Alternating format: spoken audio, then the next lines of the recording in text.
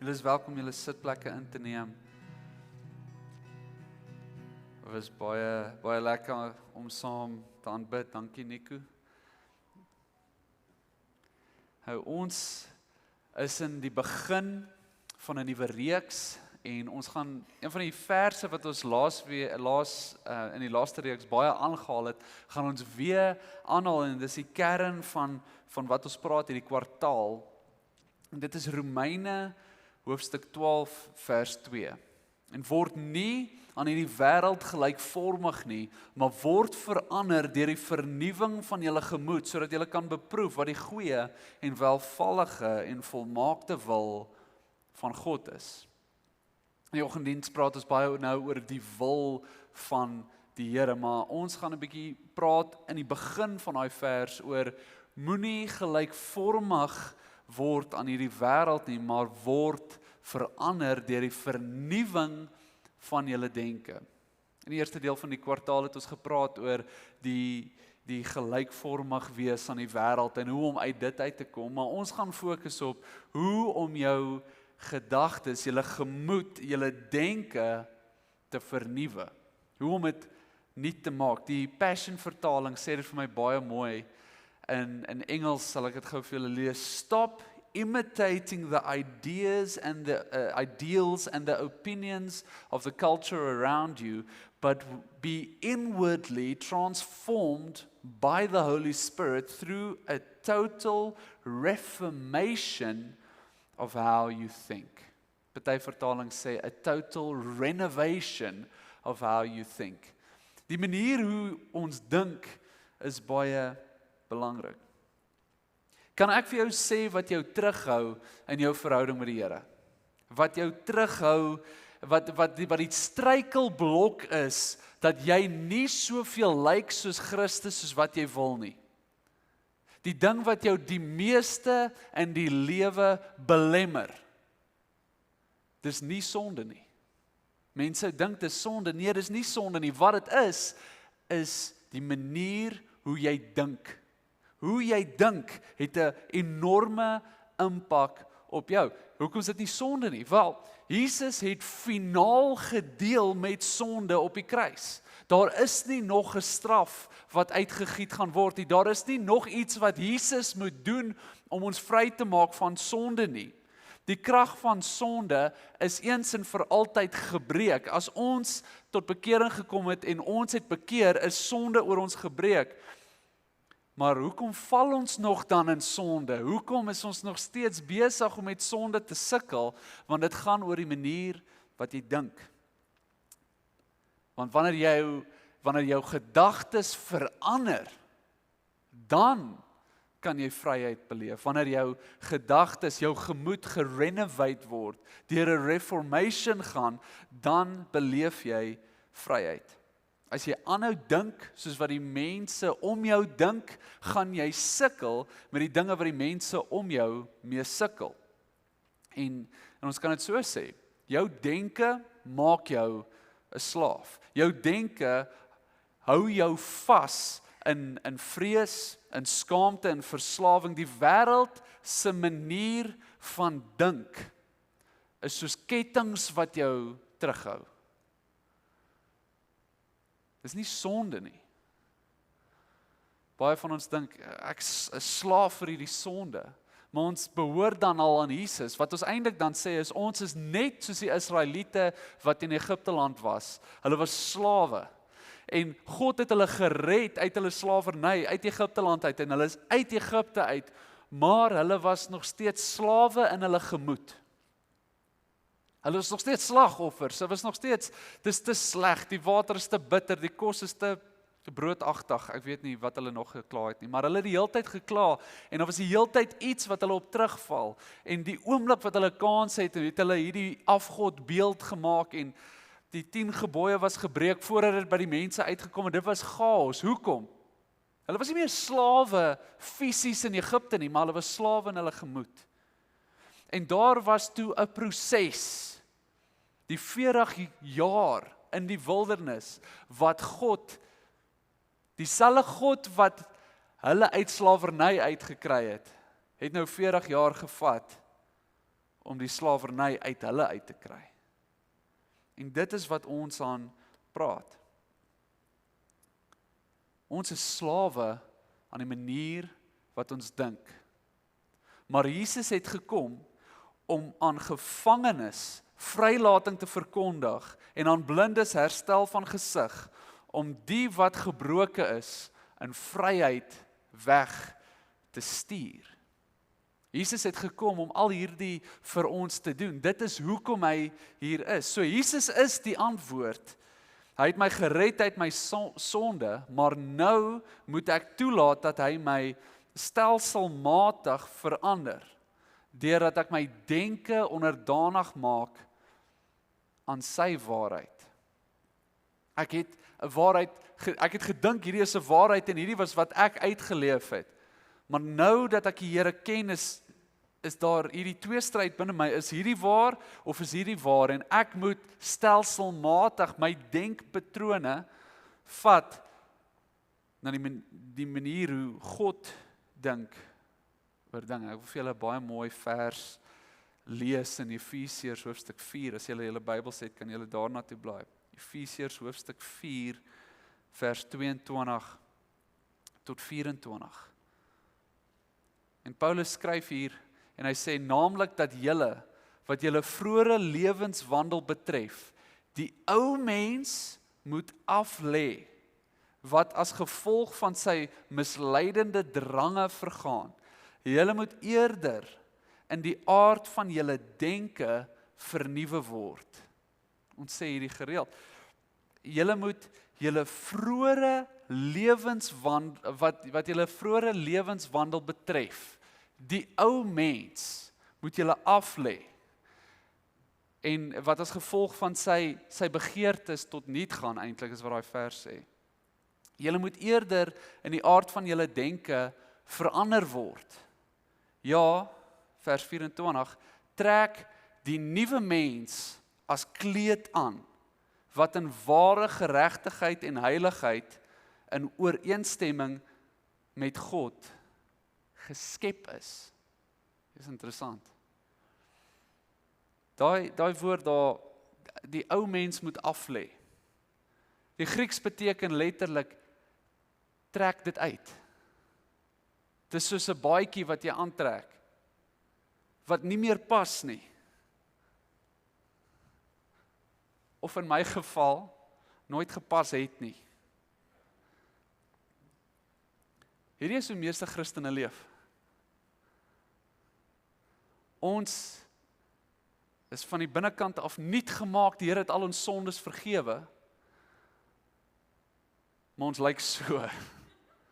Ons sit vas in die verlede, ons sit vas in die ou manier van dink, ons sit vas in, ek is so jammer Mirna, ek dink hierdie baadjie gaan ooit weer dieselfde wees nie, maar wat hierdie vers vir ons sê is, ons moet die ou mens aflê.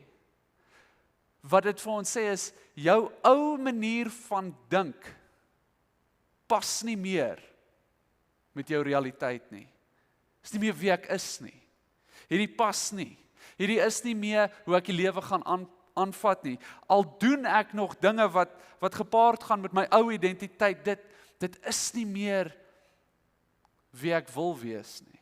Inteendeel, die Bybel sê, wanneer ons denke renovate, wanneer ons hierdie radikale verandering aanpak oor hoe ons dink, dan is ons besig, vers 24, om die nuwe mens aan te trek. Een wat pas. En kyk gou wat sê dit hierso, wat in ware geregtigheid en in heiligheid in ooreenstemming met God geskep is. Toe God jou geskep het hy 'n sekere beeld in gedagte gehad, hy het 'n sekere mens in gedagte gehad van wie jy gemaak is om te wees, wie jy geskep is om te wees.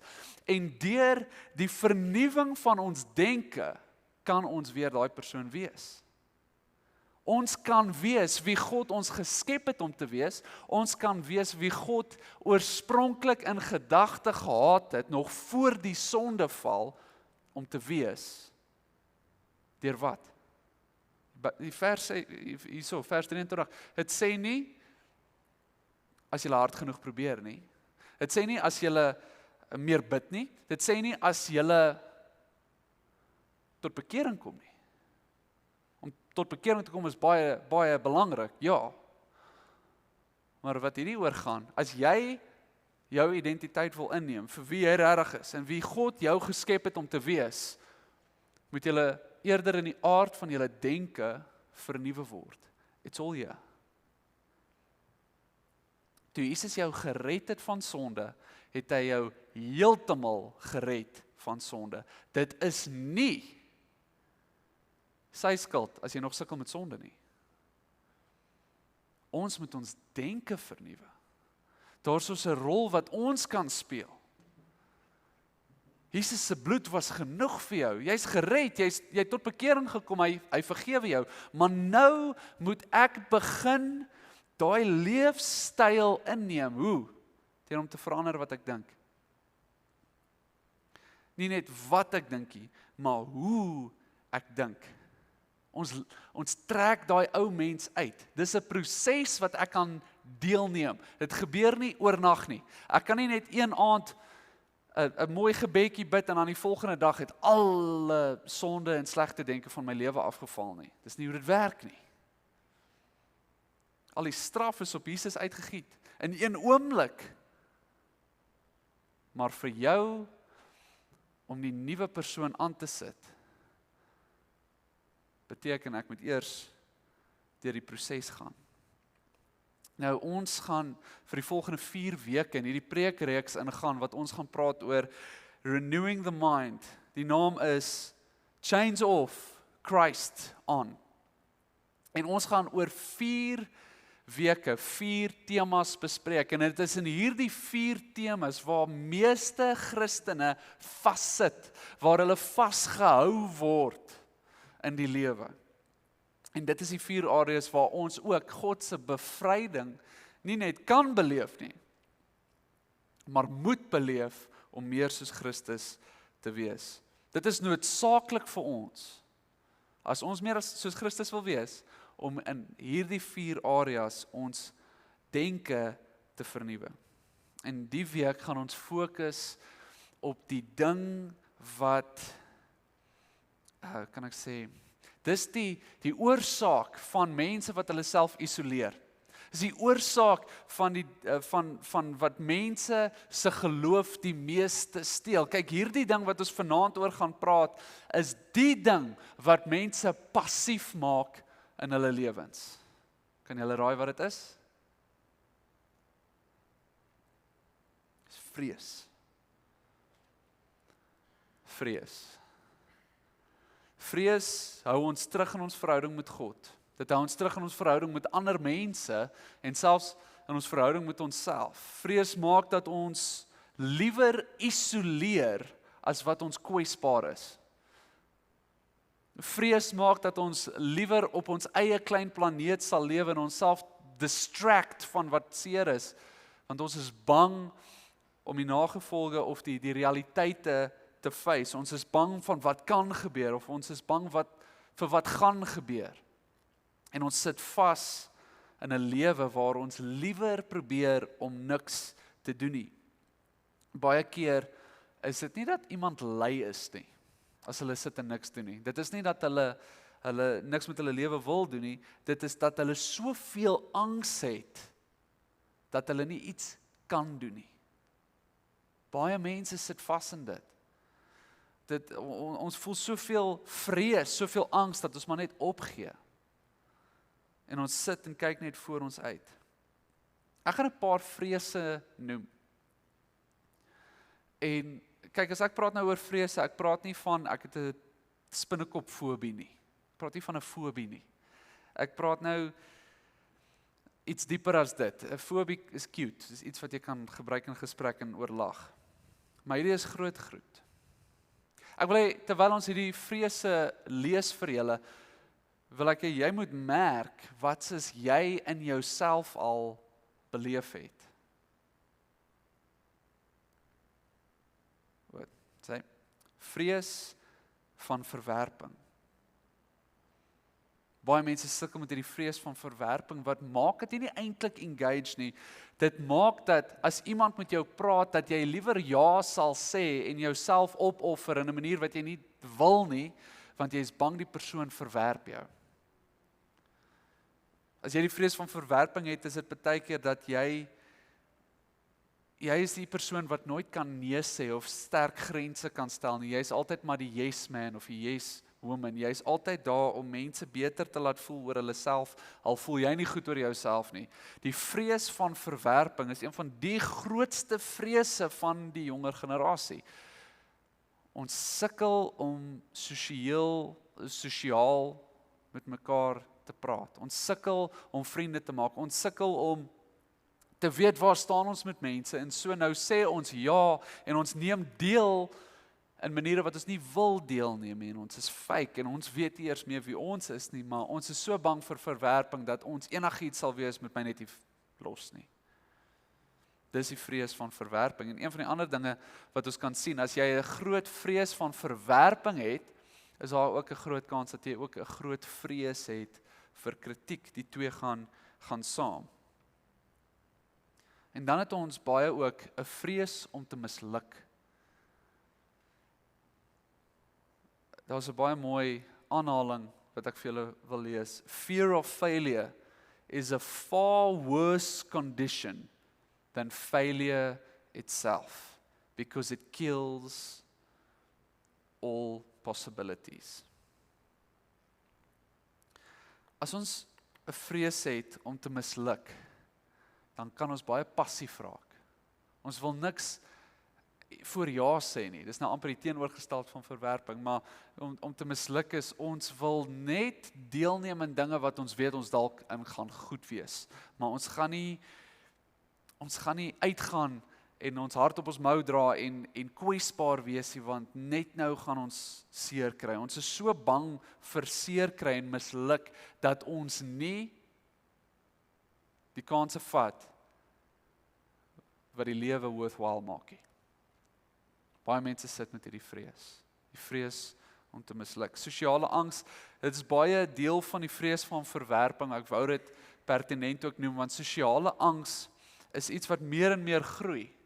En ek weet nie waar om myself te plaas in 'n gesprek nie. Hierso is mense wat gesels en ek wil deel wees van die gesprek, maar ek weet nie wanneer ek wat moet sê nie, en ek word so selfbewus dat ek nie bewus is van die mense om my nie, en ek raak angstig en ek begin oor my woorde val, en dis 'n wat hulle noem 'n self-fulfilling prophecy. Ek's bang dat hierdie mense my gaan verwerp, so ek posisioneer myself om reg te wees vir hulle wat my verwerp. So ek gaan nie myself laat kwesbaar wees voor hulle nie, en om vriendskappe te maak, moet jy kwesbaar wees. So hulle beleef, jy's toe, jy wil nie met hulle vriende wees nie, so hulle verwerp jou. En dan dink jy, ja, ek het geweet hulle gaan my verwerp. Meanwhile, is dit maar net, as jy nie daai ingesteldheid gehad het wat verwerping soos verwag het nie, dan sou jy dalk die vriendskap kon groei. Sosiale angs kom baie uit ook in enige sosiale omgewing waar jy voel, jy moet perform, en dis waar die vrees van misluk inkom. Ek moet hierdie reg kry, dat die mense van my hou. En ons is so gefokus op wat ander mense wil hê, en selfbewus oor wat ons nie is nie, dat ons vergeet om onsself te wees, in 'n manier wat vriendelik en toeganklik is, en daar is vir die ander persoon.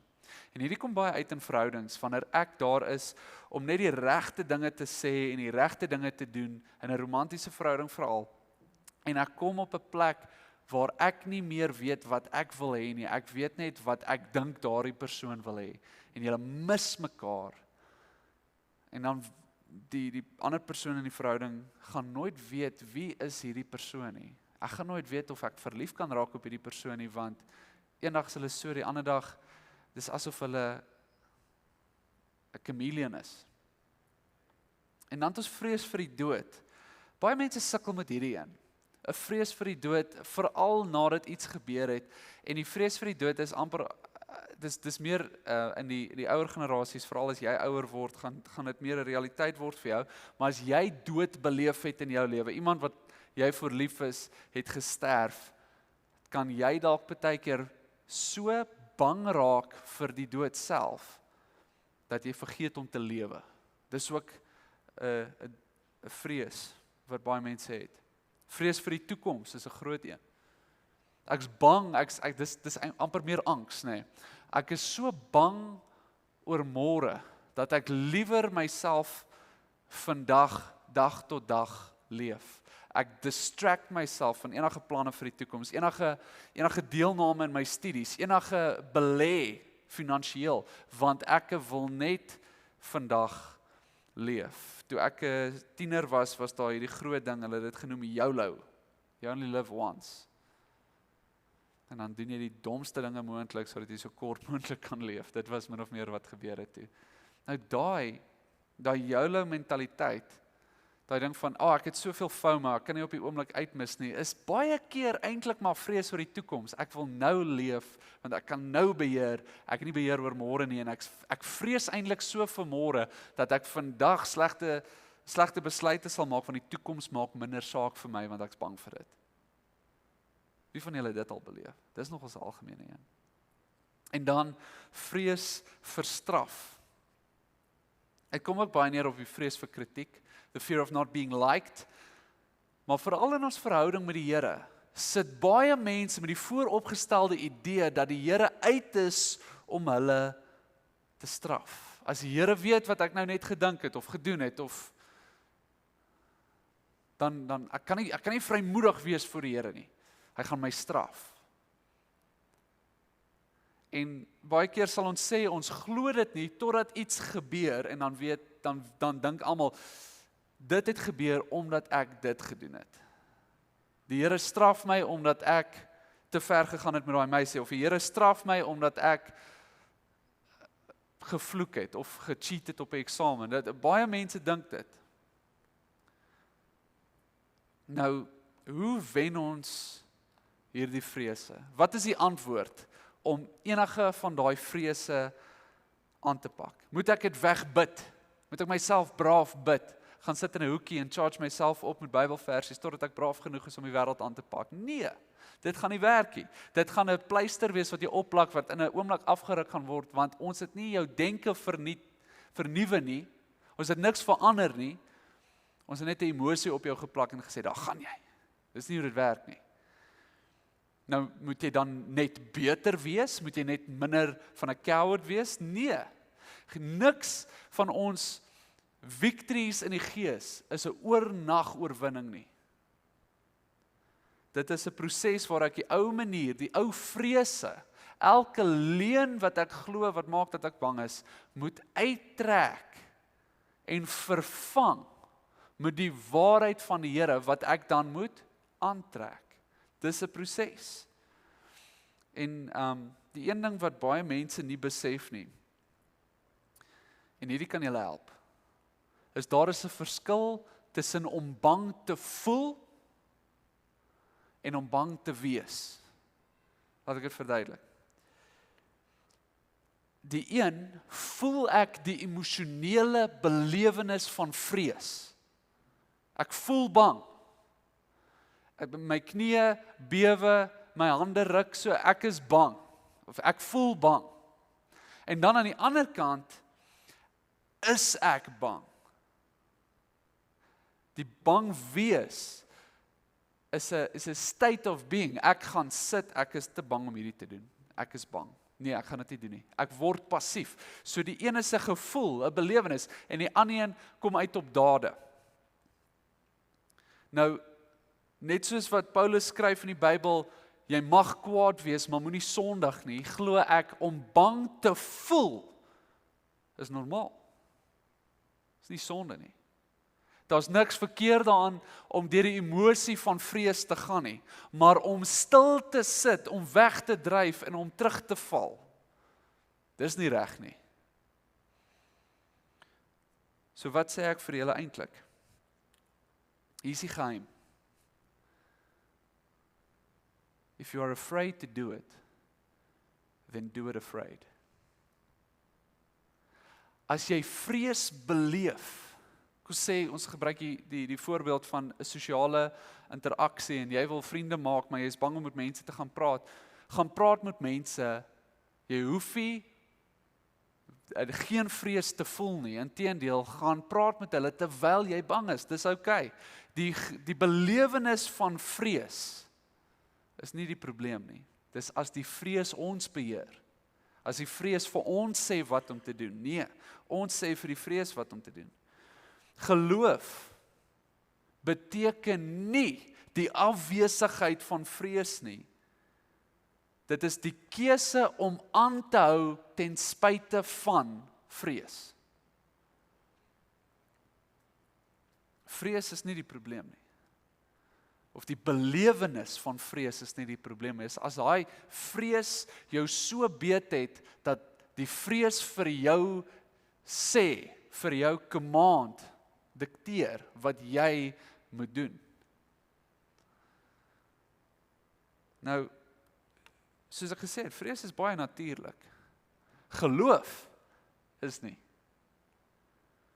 As ek kan staan op dit wat die Here vir my gesê het, ten spyte van die feit dat my knie bewe, is ek besig om geloof te wandel. En hoe meer ek dit doen, hoe beter word ek om te sê, of hoe meer kan ek die ou vrese uittrek, wat ek nie meer luister vir die vrees wat sê, jy het sosiale angs nie. Ek luister nie meer vir die vrees wat sê, jy kan nie dit doen nie, jy gaan misluk, moet dit nie doen nie. Hoe minder ek vir dit luister, ek kan dit ervaar sonder om gehoorsaam te wees vir my vrees. Hoe meer ek staan op God se woord, hoe beter gaan ek begin wees in my wandelpad om te kan sê, ek lyk nou meer soos Christus. Ek word verander. Baie predikante en pastore, omtrent 90% van dies wat ek ken, het 'n geweldige vrees gehad om voor mense te praat. Een van die pastore, my pastoor toe ek groot geword het so angs gehad, dat hy nie eers 'n one-on-one mondeling met sy onderwyseres kon doen nie. Hy was so angstig daaroor. En toe vra iemand vir hom, joh, wat het verander? Hoe het jy jou vrees oorwin? En toe sê hy, ek het nie die vrees oorwin nie. Tot vandag toe, as hy preek, kry hy butterflies in sy maag. Die verskil tussen die eerste keer wat hy dit gedoen het, en 30 jaar later, is nou vlieg die butterflies daarom in formasie. Hy het nog steeds daai butterflies. Die vrees het nie weggegaan nie, maar wat sterker geword het as die vrees, is die geloof. If you are afraid to do it afraid. So hoef jy te bid vir die angs om weg te gaan nie.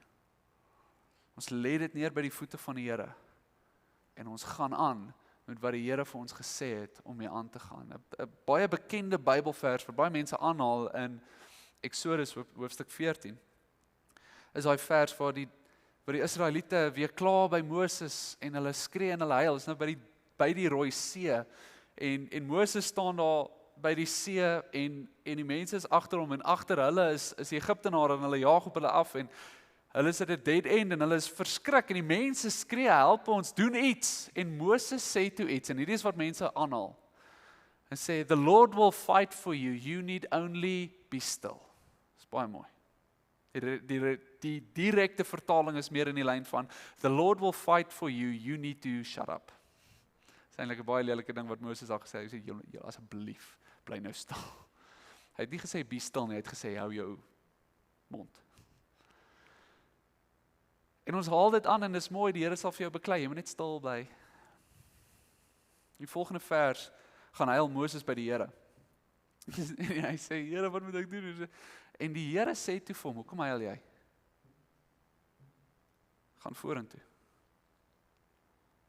Hy het nie gesê, hier gaan nou 'n wonderwerk gebeur, ek gaan nou jou sokkies afblaas met hierdie wonderwerk nie. Nee. Hy het gesê, hoekom huil jy? Loop vorentoe. Nou, ek glo nie die Here wat hy daar sê is, hy hou nie van huil nie, die Here is glad nie bang vir emosies nie, dis nie wat ons daar lees nie. Wat ons daar lees, is die moedelose vrees, wat oor die Israeliete gekom het, was die teenoorgesteld van wat hulle in daardie oomblik nodig gehad het. Wat hulle in daardie oomblik nodig gehad het, was die geloof wat sê, if you're afraid, then do it afraid, but keep walking forward. Dalk sit jy in 'n situasie waar jy voel, jy weet nie hoe om vorentoe te gaan nie, jy sit vas, jy is bang, jy voel dit is 'n doodloopstraat. En die waarheid wat God vir jou sê, is keep moving forward, moet nooit dat vrees jou so terughou, dat jy die promise mis nie, dat jy mis wat God vir jou het, aan die ander kant van die moeilikheid nie. Die Here roep jou vorentoe. Die Here roep jou om vorentoe te beweeg, ten spyte van die feit, dat jy voel jy is so bang, jy kan nie 'n enkele stap vorentoe neem nie. Nou, hoe doen ons dit? Hoe kan ons geloof sterk hou ten spyte van vrees? Ek wil vir julle 3 verse deel, en elkeen van hierdie verse het 'n waarheid, wat ek wil hê, wanneer jy bang is, onthou hierdie 3 verse. Elke een van hierdie 3 goeters wat ek nou met julle gaan deel, is eintlik toepaslik op enige situasie.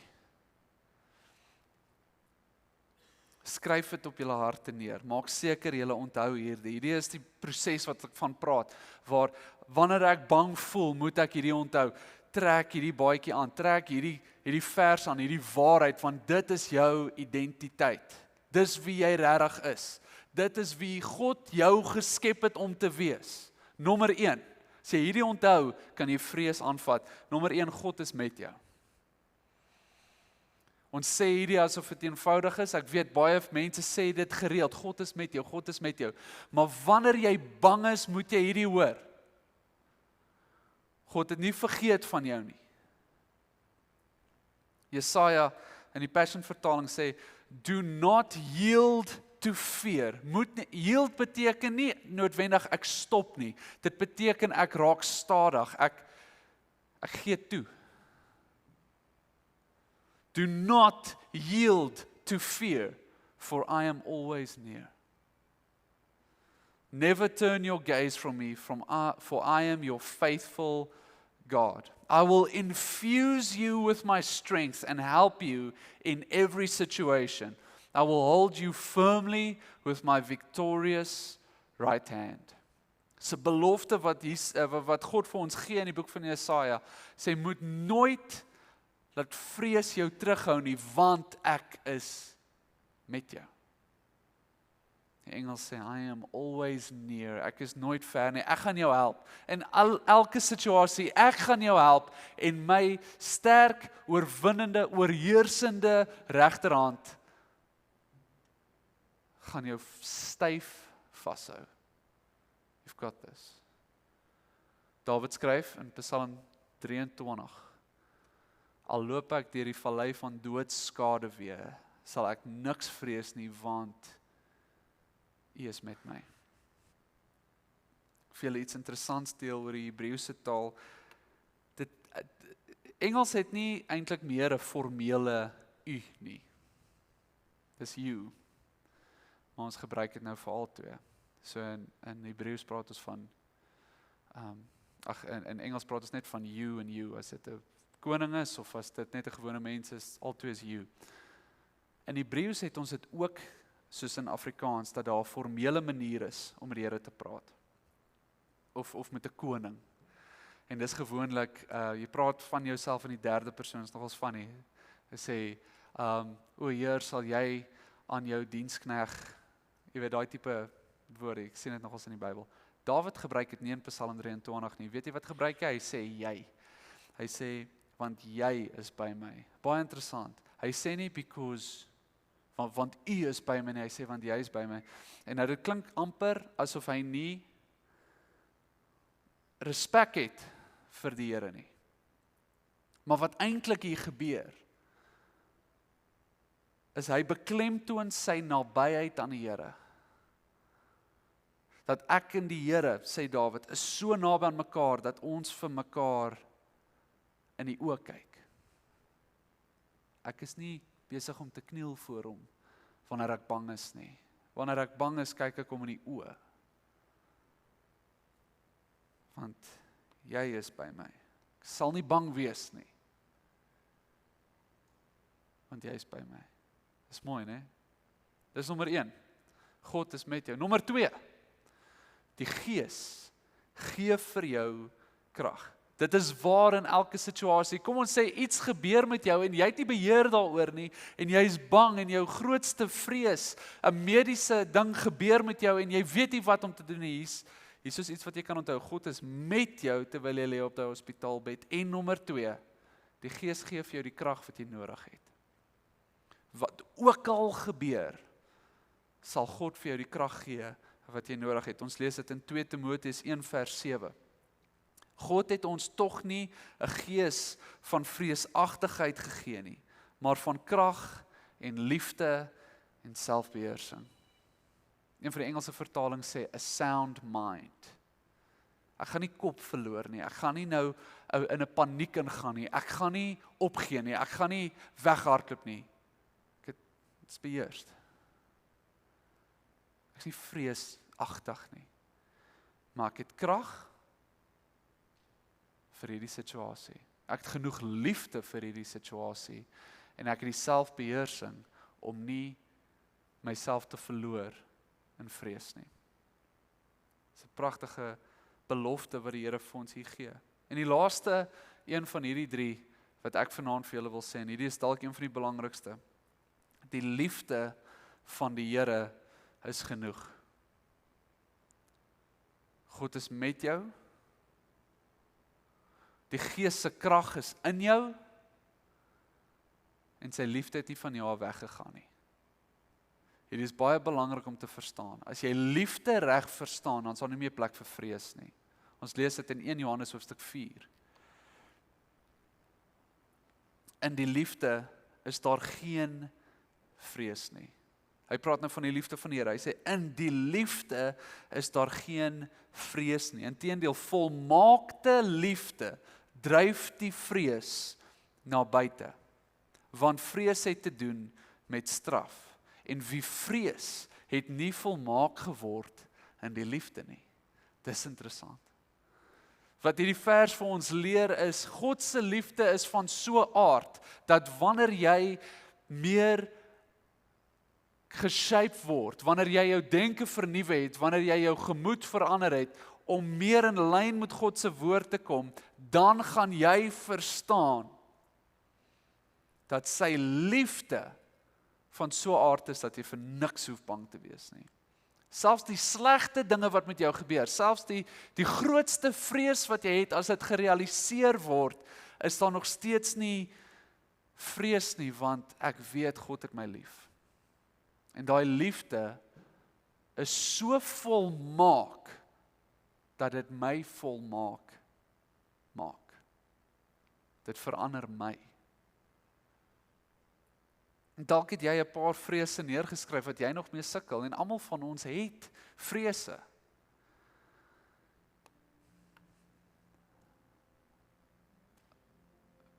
Maar ek wil vir julle sê, vrees kan nie die liefde van God oorleef nie. Dit gaan in kontak kom met die liefde van die Here, en daai vrees gaan wegsmelt. Want volmaakte liefde dryf die vrees na buite. Dalk is jy bang vir mislukkings, dalk is jy bang vir verwerping, dalk is jy bang vir straf, vir die toekoms. Ek weet nie wat jy voor bang is vanaand nie. Maar God is hier. En hy wil jou graag help om daai ou mens uit te trek.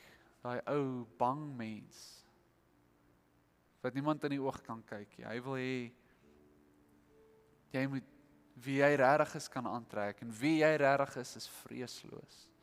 Volmaak gemaak in liefde. Maar ons daai liefde verstaan, sal ons nooit weer passief wees nie. Ons sal nooit weer net deur die lewe gaan en onsself onttrek en onsself isoleer en weghou van vriendskappe en verhoudings af nie. Nee. In God is ons so vry dat ons onsself kan wees, sonder om ooit terug te kyk. Ons gaan vanaand nagmaal gebruik, en ek wil nie die geleentheid mis om vrees aan te spreek deur die nagmaal nie. Party van julle sit met geweldige angs, vrees vir die toekoms. In 'n manier is alle vrees eintlik maar dieselfde vrees wat ons as kinders beleef het. Dit is maar vrees vir die donker. Vrees vir dit wat ons oor onseker is, vrees oor dit wat ons nie kan sien nie, vrees wat lewe steel by ons. Om nagmaal te gebruik, is ons besig om onsself weer te belyn met God se lig. Elke vrees wat ons het, soos ek sê, is net 'n vrees vir die donker, maar in God het ons die lig wat die duisternis net weggooi. Die lig skyn in die donkerte, en die donkerte kan niks doen om dit weg te vat nie. Ons kyk weer in God se lig, kyk ons weer vir Jesus in die oog, en ons kan sê soos Dawid, jy is by my. Ek het alles wat ek nodig het. So ons het 'n tafel hier voor, en ek wil hê voordat julle vorentoe kom, wil ek hê julle moet op 'n bladsy neerskryf. Wat is jou grootste vrees?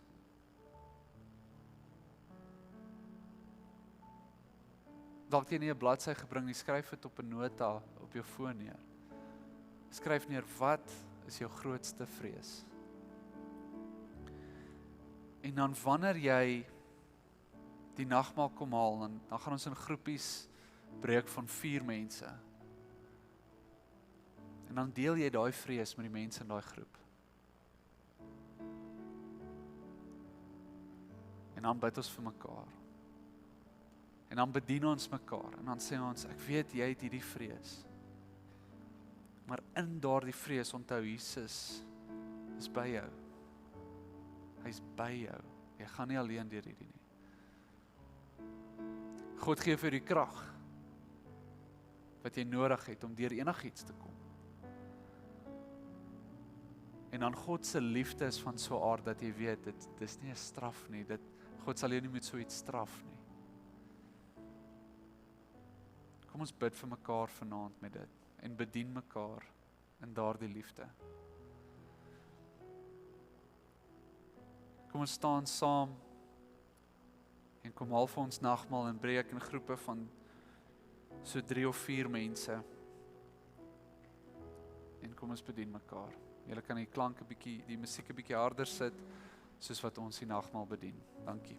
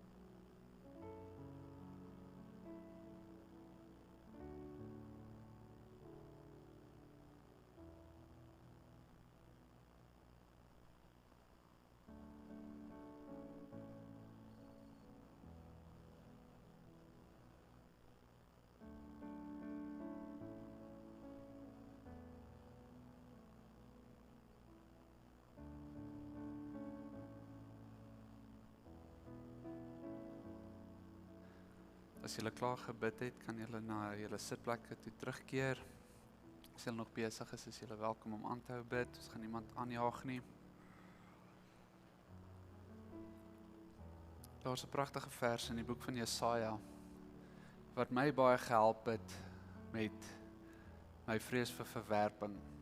Waar die Here sê, ek het jou gekies, ek het jou nie verwerp nie. En as ons net bewus is, konstant, dat hoe God ons sien, vir ons baie meer vreugde en vrede en vergenoegdheid sal gee, as enigiets wat ons by mense kry, dan sal ons soveel liefde hê vir ander mense, dat ons dit kan uitdeel sonder om van dit die hele tyd terug te soek. Dis waar bediening begin. Dis waar jou bediening gaan begin. En ek voel dit is ook belangrik om te sê in die boek van Galasiërs sê dit, if I was still trying to please man, I would not be God's servant. As jy nog soek vir aanklank by mense, as jy nog soek om aanvaar te word deur wat mense vir jou kan gee, gaan jy moeilik jouself kan posisioneer om God se wil uit te leef. Maar ons prys die Here dat sy aanvaarding en sy liefde van so 'n aard is dat ons altyd oorgenoeg liefde sal hê, dat ons dit nooit by mense hoef te soek nie. En die laaste wat ek met julle wil deel, voordat ons klaar is vir die aand, is ons is besig om 'n staptoer te reël hier aan die einde van Junie. Nou ons wou dit by Tsitsikamma doen, maar met die dieselpryse en alles wat baie vinnig baie duur word, het ons besluit om dit nader aan Bloemfontein te doen, en ons gaan vir julle presies sê waar dit is. Hooplik teen die einde van die week gaan ons dit begin bemark, maar in plaas van 'n 5-dag staptoer gaan dit 'n 2-dag staptoer wees. Ons sal die datums met julle vroegtydig deel, maar word so lank fiks, en dit gaan baie lekker wees, moet dit nie uitmis nie. Die Tsitsikamma staptoer kon ons net 24 mense vat, hooplik met die nuwe change of venue gaan ons baie meer kan vat, en dan kan ons 'n baie groter groep wees wat saam gaan, en 'n paar memories gaan maak daar in die berge. Moenie worry nie, dis nie net 'n staptoer nie, ons gaan ook baie fun hê, en ons gaan 'n bietjie geestelike bedieningsoomblik in die berge hê. Ek voel, die Here praat met jou oral, maar in die berge hoor ek hom beter. Mag julle 'n baie geseënde week hê, en dan sien ons julle volgende week. Julle wil nie een van hierdie reeks se weke mis nie. Ons gaan praat oor onvergifnis, ons gaan praat oor die valse identiteit, en ook skuld en skaamte. Moet dit nie mis nie. Julle mense wil nooi, en ons sien julle weer volgende week, of by die selgroepe.